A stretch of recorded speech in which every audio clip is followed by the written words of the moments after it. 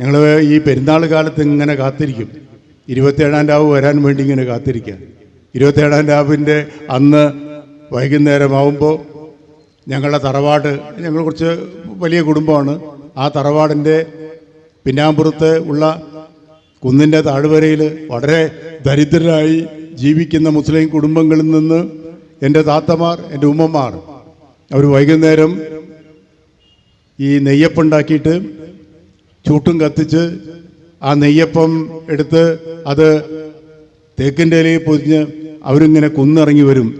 അവർ നോമ്പറക്കുന്നതിന് മുമ്പ് ഞങ്ങൾ കുട്ടികൾക്ക് അത് കൊണ്ടുതരും. അന്ന് ഞങ്ങൾ കരുതിയിരുന്നത് ഇസ്ലാം എന്ന് പറഞ്ഞാൽ നെയ്യപ്പമാണ് എന്നാണ് ഞങ്ങൾ വിശ്വസിച്ചത്. ആ മാധുര്യത്തിലൂടെയാണ് ഞങ്ങളൊക്കെ ഒരു മതത്തെ അറിഞ്ഞത്. അതുകൊണ്ട് എത്ര നല്ല മനുഷ്യർ ഞങ്ങളെ കൂടെ ഉണ്ടെങ്കിൽ തീർച്ചയായിട്ടും അവരെ മതത്തിനും അത്ര കണ്ട് മഹത്വം ഉണ്ടാകും എന്ന് ഞാൻ കരുതി.